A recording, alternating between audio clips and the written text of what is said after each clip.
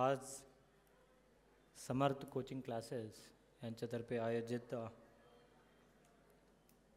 या व्याख्यानासाठी उपस्थित माझे दुसरे व्याख्याते दामोदरे मॅडम आणि उपस्थित या कार्यक्रमाचे आयोजक प्रोफेसर नितीन बाटे साहेब आणि उपस्थित सर्व माझे तरुण मित्रांनो, सर्वप्रथम सर्वांना नमस्कार. आज मी एका वेगळ्या गोष्टीसाठी या ठिकाणी आलो की तुम्हाला कशा पद्धतीने 99% मिळवायचा ही या ठिकाणी मी सांगण्यासाठी नाही आला, परंतु नक्कीच जीवनामध्ये कसे 100% मिळवायचा ह्या गोष्टीसाठी या ठिकाणी आलेला आहे. बरेचदा हा एखाद्या कॉलेजचा कार्यक्रम राहिला असता तर you couldn't have seen competitive विद्यार्थी या ठिकाणी राहिले नाही आणि दुसरा एखादा ठराविक जबरदस्तीने बसवलेला या ठिकाणी कोणीच नाही आहे.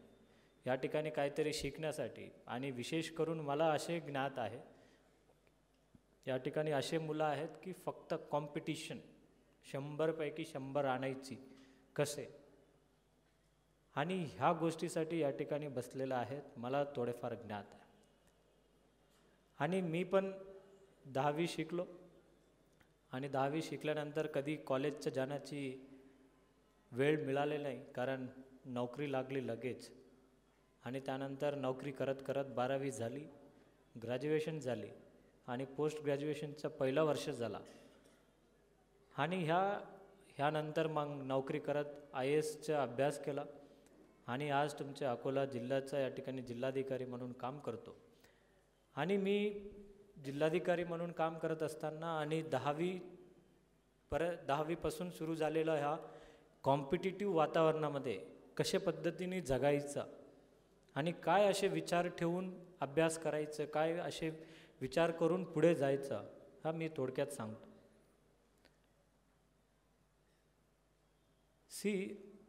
की कॉम्पिटिशन सुरू होतो, विशेष करून 7वीचे ह्यापूर्वी 7वी पब्लिक एक्झाम होते, आता 10वीपासून पब्लिक एक्झाम आहे, म्हणजे बोर्ड एक्झाम त्याला म्हणतो.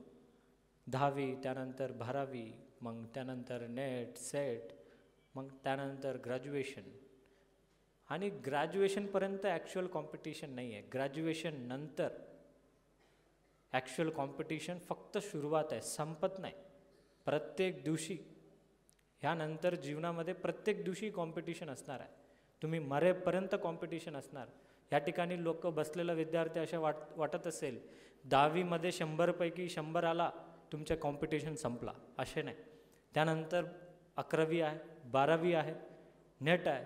नेटमध्ये मग मला चांगल्यापैकी चांगला कॉलेजमध्ये IITमध्ये मिळाला पाहिजे आणि मला चांगला मोठी डॉक्टरी होण्यासाठी चांगला कॉलेजमध्ये गव्हर्नमेंटचं फ्री सीट मिळालं पाहिजे. मिळाला, डॉक्टर झाला. डॉक्टर झाल्यानंतर मग तुमचे त्यावेळेला खरा संघर्ष सुरू होतो. मग त्या दिवशी दररोज विविध प्रकारचे तुमच्याकडे पेशंट्स येतात, मग दररोज एक नवीन आव्हानं येतात. त्यावेळेला तुम्ही कशा पद्धतीने चॅलेंजिंग एन्व्हायरमेंटमध्ये जगायचं ह्यामध्ये ह्या सर्व कॉम्पिटिशन आत्ताही सकाळी माझा एक मीटिंग झाला, त्यामध्ये सुद्धा कॉम्पिटिशन म्हटलं तर कशा पद्धतीने ड्युटी करायचा. It is not important to become a doctor, it is not important to become engineer, it is important to become an architect. But तुम्ही जे काय व्हाल, how you can be best in your job, that is more important. तो कालांतराने ते माणुसकी हरवत गेलेले आहे. इन अ कॉम्पिटिटिव्ह वर्ल्ड माणुसकी हरवत गेलेले आहे. त्यामुळे साधारण एका छोट्या गोष्टीमुळे की आमच्या ऑफिसमध्ये आमच्या ड्रायव्हरचा निरोप समारंभ वेळा मी त्या ड्रायव्हरना पाठीमागं बसून मी जर गाडी चालवलं त्याचं देशामध्ये मोठी न्यूज झाली. त्यावेळेला मला देशातून परदेशातून फोन आले, SMS आले, WhatsApp आले. त्यावेळेला मला चिंता पडली, मला फार खुश झाला अशा लोकांना वाटत असेल. मी इनफॅक्ट खुश नाही झालो, इनफॅक्ट उलट नाराज झालो की देशामध्ये माणुसकी हरवलेला आहे. त्यामुळे कदाचित मी केलेल्या गोष्टी तो मोठा दिसतो, हा काही मोठी नाही आहे. कारण साधारण हे गाडी चालवणे म्हणजे माणुसकी हरवलेला ह्या जगामध्ये थोडेफारही माणुसकी दाखवली मग त्याचा एवढा मोठा न्यूज होतो, एवढा मोठा प्रचार होतो. हा कदाचित दुर्दैवी बाब आहे असे मला म्हणायचे आहे. त्यामुळे आज तुम्ही 10वीत आहे, या ठिकाणी तुम्ही ऑब्वियसली तुम्ही ज्या ठिकाणी कोणत्या तरी स्कूलमध्ये असेल, त्यानंतर XYZ ह्या कोचिंग इन्स्टिट्यूट किंवा दुसऱ्या कोचिंग इन्स्टिट्यूटमध्ये तुम्ही जायची असतात. मी विशेष करून बाटे साहेबांनी असे कार्यक्रम घ्यायची मला विनंती केल्यावर मी म्हटलं की जनरली मी प्रायव्हेट कोचिंग क्लासेसवर मी जात नाही. मी त्यांना एकच सूचनेवर सांगितलं, मी जर आलो तर मी तुमच्या कोचिंग क्लासेस कशा पद्धतीने जायचं नाही ह्या गोष्टीमध्ये जास्त मी बोलणार, कारण मला ह्या कॉम्पिटिशनमध्ये मला उतरवायचे नाही आहे. दुर्दैव आहेत की ह्या ठिकाणी ह्या महाराष्ट्रामध्ये पहिला जे फक्त स्कूल चालायचं, कोचिंग क्लासेस नाही चालायची. फक्त कोचिंग क्लासेस म्हटलं तर कोणाला होते, जे काही अभ्यास करत नाही, जे अभ्यासामध्ये मागे असतो त्यांना विशेष पिरियड द्यायचा, त्याला कोचिंग क्लासेस म्हणायचं. परंतु दुर्दैव कसे झालं की आज रोजी शाळेला सोडून दुसरे कोचिंग क्लासेसमध्ये जाण्याची जास्त झाली. त्याला कारण आहे, त्याला इतिहास आहे. त्याला इतिहास असे आहेत की चांगल्या शिक्षकांना सरकारी किंवा सरकारी मान्यता प्राप्त संस्थांमध्ये भ्रष्टाचार अन्य कारणांसाठी त्यांचं त्या ठिकाणी नोकरी लागली नाही. ऑब्वियसली ते फार हुशार होते, मग त्यांना सरकारीची नोकरी लागली नाही किंवा सरकारी मान्यता प्राप्त संस्थांमध्ये नोकरी लागली नाही, कारण त्याचा नोकरीच्या पाठीमागं भरपूर अट लावले होते. काही ठिकाणी तरी पैसे देण्याचा, काही ठिकाणी नोकरीच्या बरोबर तुम्हाला चोकरी पण करावं लागेल, म्हणजे लग्न लावलं तरी तुम्हाला हा नोकरी मिळतो. म्हणजे असे विविध कारणासाठी काही चांगला अति चांगला शिक्षक ते या व्यवस्थेतून बाहेर पडला. मग त्या व्यवस्थेतून बाहेर पडून एक पॅरलल व्यवस्था सुरू केली, आणि त्या पॅरलल व्यवस्थामध्ये सुद्धा सामाजिक बांधिलकी आणि माणुसकी ह्या नात्याने चालत असलेलं काही कमी कोचिंग इन्स्टिट्यूट्स आहे. मला सांगण्यामध्ये आनंद होतो, बाटे साहेबांनी विशेष करून शेतकऱ्यांच्या मुलाला असेल किंवा असे गरजूंच्या मुलांना विशेष करून विशेष सवलती देणे किंवा काही ठिकाणी मोफत शिक्षण देणे, असे त्यांच्या माणुसकीला आणि त्यांच्या कर्तव्याला मी सलाम करतो. कारण अगदी एका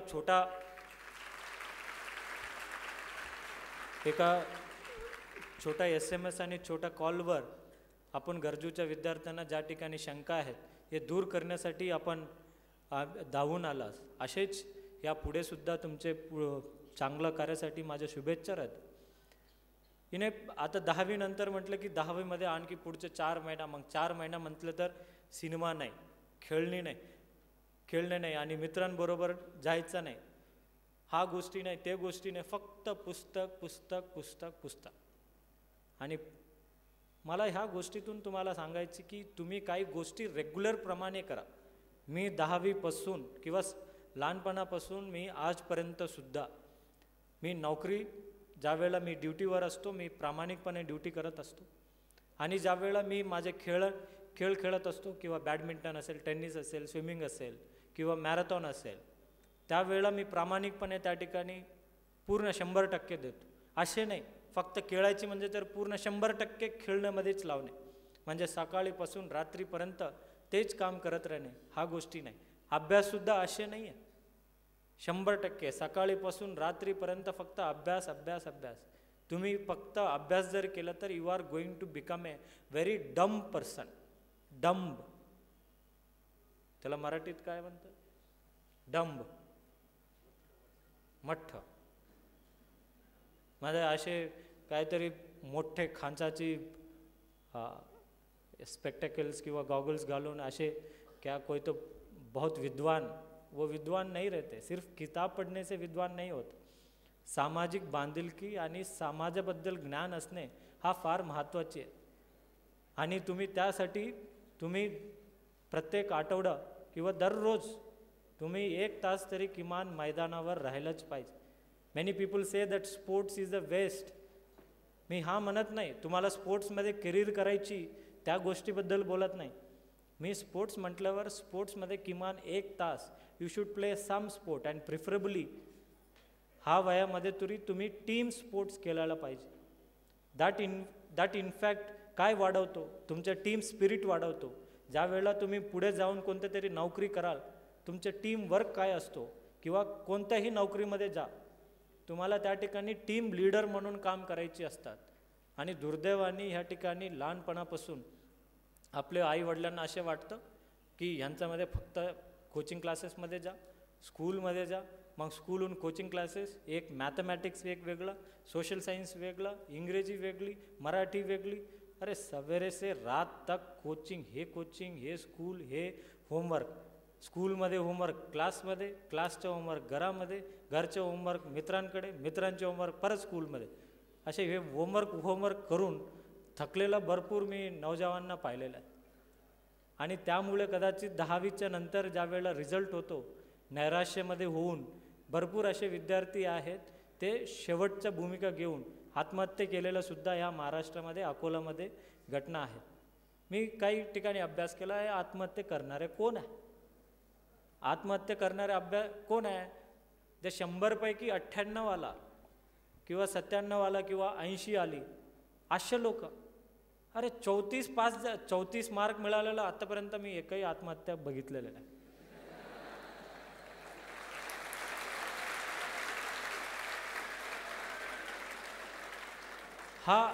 हा 10वीचा काय शेवट आहे का? हा 10वीचा जर शेवट असेल तर मी 82% आणलेलं, मी 10वीमध्ये माझे 82%. मग तिकडे मी तिकडेच हारलं पाहिजे होतं. मग नंतर 12वीमध्ये 80%, मग तिकडेच हारलं पाहिजे होतं. ग्रॅज्युएशनमध्ये फक्त 60%, तिकडेच हारलं पाहिजे होतं. असे नाही आहे. Life gives you so many opportunities. तुम्हाला एवढं ऑपॉर्च्युनिटी मिळते, त्यामध्ये तुम्ही किती मित्र तयार केलं. आजकाल आता सकाळी माझ्या एका ओळखीचा मित्र माझ्याकडे घेऊन आला, 10वीतला मुलगी आहे, त्यांना घेऊन आला की याला IAS बनवायची आहे. मी म्हटलं तुला IAS बद्दल काय माहिती आहे? त्यांना 2-3 प्रश्न विचारला, काहीच माहिती नाही. कधी आपल्या आईबाबांनी ढकलून दिलेलं असतं, चला तुला IAS व्हायची, यांना बघून. त्याला IASचं फुल फॉर्म पण माहिती नाही, IAS कशा पद्धतीने होतं त्याला पण माहिती नाही. कधी जबरदस्ती असे करून टाकतात. आजही तुम्ही ज्या भूमिकेत आहे, बरेच विद्यार्थी तुमच्या आईवडिलांना खुश करण्यासाठी, आईवडिलांचं खुश करण्यासाठी तुम्ही करू नका. तुला वाटलं ते करा, परंतु करत असताना, अभ्यास करत असताना पूर्ण प्रामाणिकतेने करायची. आणि पूर्ण प्रामाणिकता कधी होईल? प्रत्येक गोष्टी, म्हणजे तुम्ही स्पोर्ट्स खेळत असेल, फिल्म बघा, काही हरकत नाही. लोक म्हणतात ते तुम्ही 10वीत आहे, तुम्ही फिल्म बघायची नाही म्हटलं तर मग बेफिक्रेमध्ये ते हे काय करत होता, तो काय करत होता, मग तो मित्र काय सांगतो.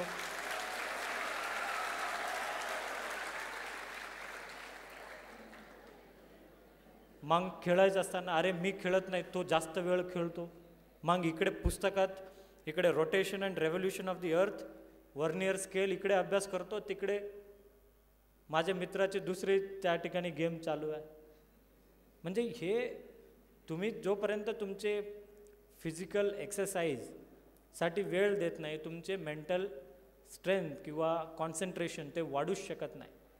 I guarantee you that. मी माझ्या UPSCच्या परीक्षेचा, UPSC परीक्षा भरपूर, म्हणजे 10 पेपर असतात, 10 पेपरच्या प्रत्येक दिवशी सकाळी 1 तास व्यायाम केल्याशिवाय मी परीक्षा दिलेलंच नाही. त्यामुळे your mental state should be perfect. आणि ते मेंटल स्टेट परफेक्ट राहण्यासाठी तुमचं फिजिकल स्टॅच्यू हे चांगलं असावं लागतं. आणि मला सांगा, तुम्ही कोचिंग क्लासेस आल्यामुळे जे 35% येणारा मुलं, तुम्ही 95% करून दाखवतं का बाटे सर? सांगा.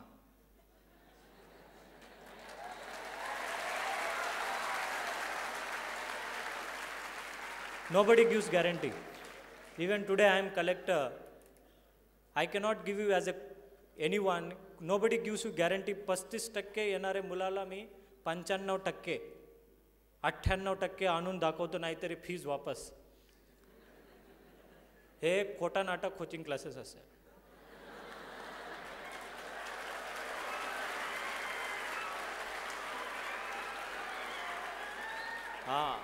हे जो ओरडणार आहे, जास्त ओरडणारे हे फक्त 35% वाले आहे.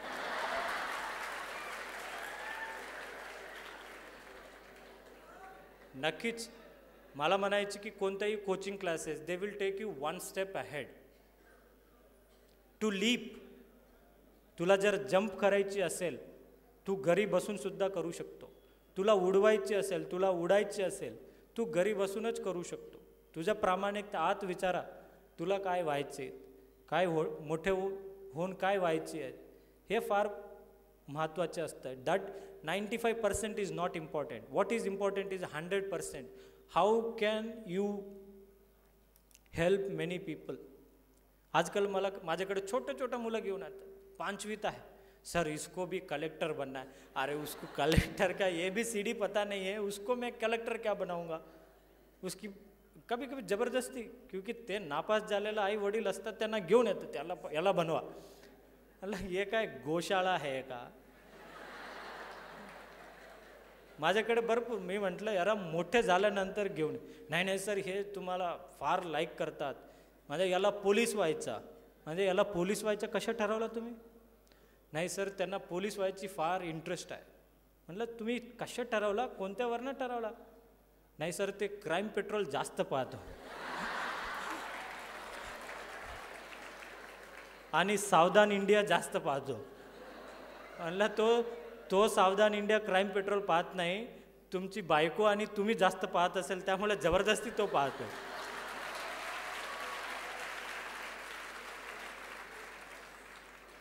So that is not important. ह्या वयामध्ये काय इम्पॉर्टंट आहे, what is so important is that.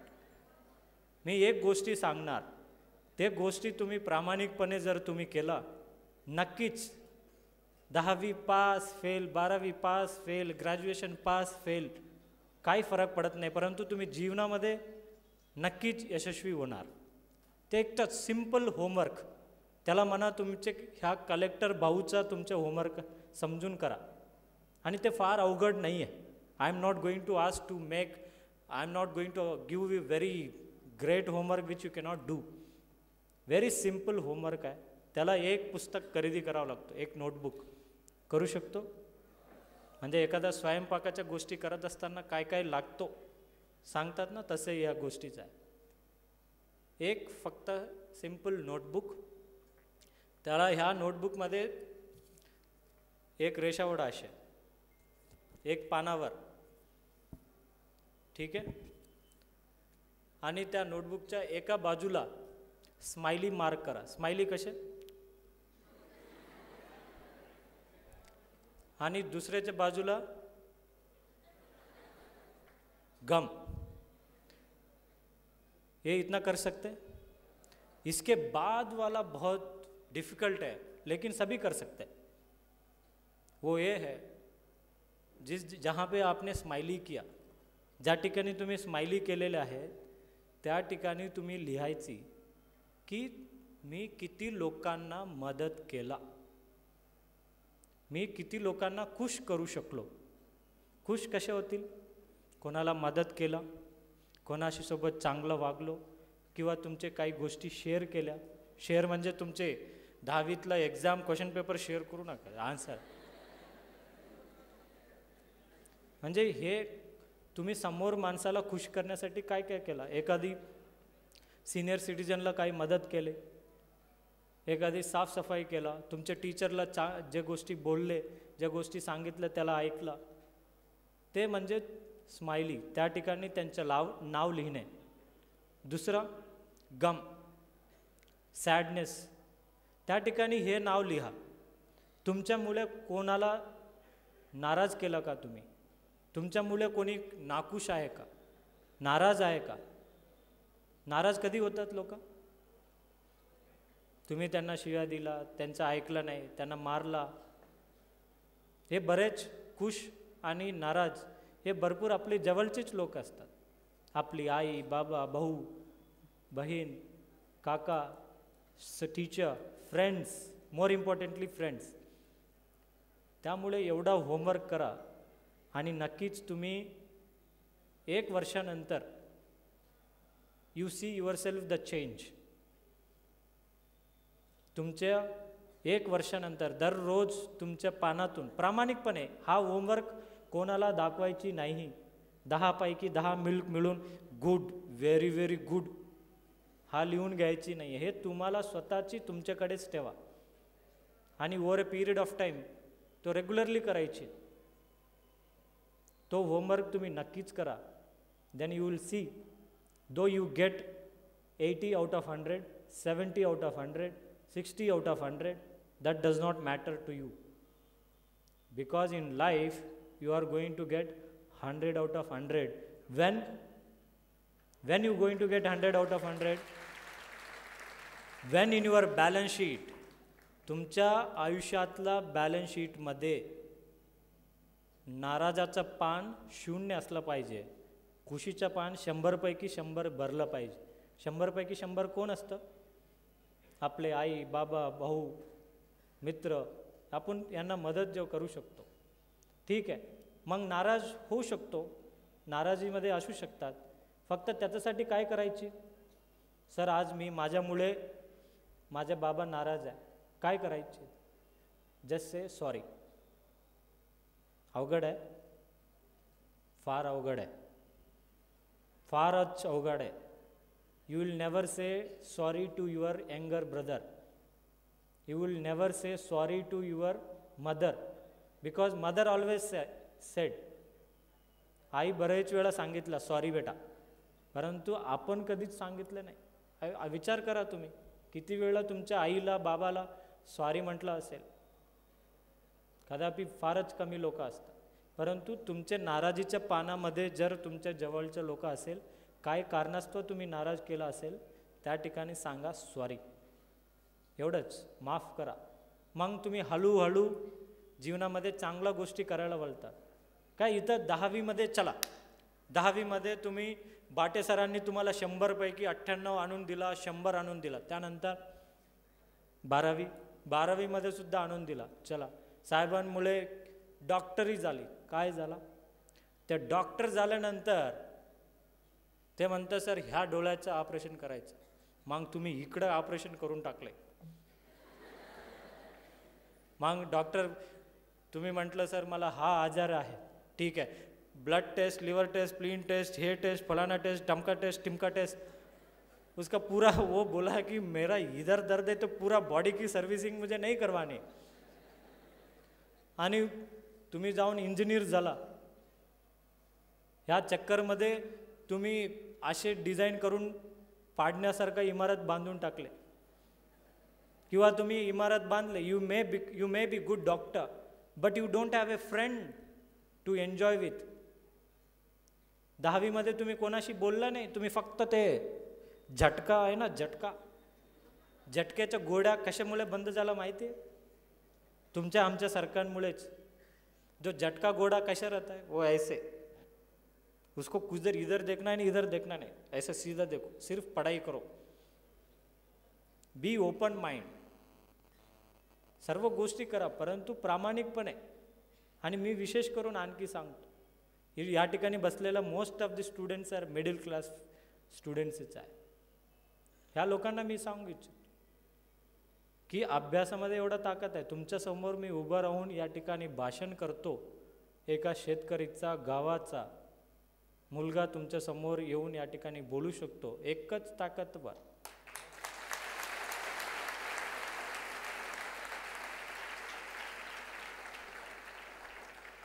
तो ताकद म्हणजे अभ्यास, प्रामाणिकतेचा अभ्यास आणि दुसरे तिसऱ्यांना मदत करण्यासारखी अभ्यास.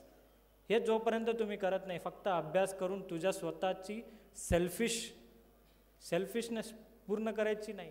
कोणाला तुम्ही अभ्यास करत असताना कोणाची डाऊट असेल, त्याला डाऊट क्लिअर करण्यासारखं मदत करा.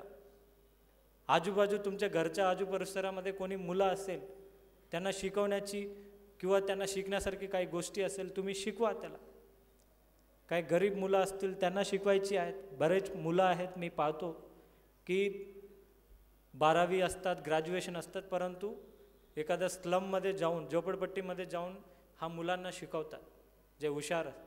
Your education is not useful as long as your education is not does not help to others. हे स्वामी विवेकानंद म्हटलेलं आहे. आपले तुम्ही एज्युकेशन, तुम्ही मोठा आहे, तुम्ही मोठा आहे, माझं काय घेणं देणं आहे. तुम्ही 4 वेळा मोठा होता, तुमच्यामुळे आणखी 10 लोक मोठे करणे हा फार महत्त्वाचे असतं.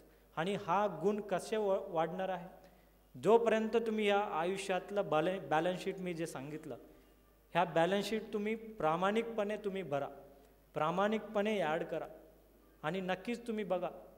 And then how you change yourself, and while changing yourself मग ते डिस्ट्रिक्ट चेंज होतील, कंट्री चेंज होतील, त्यावेळेला खरं तर डेव्हलपमेंट होतील.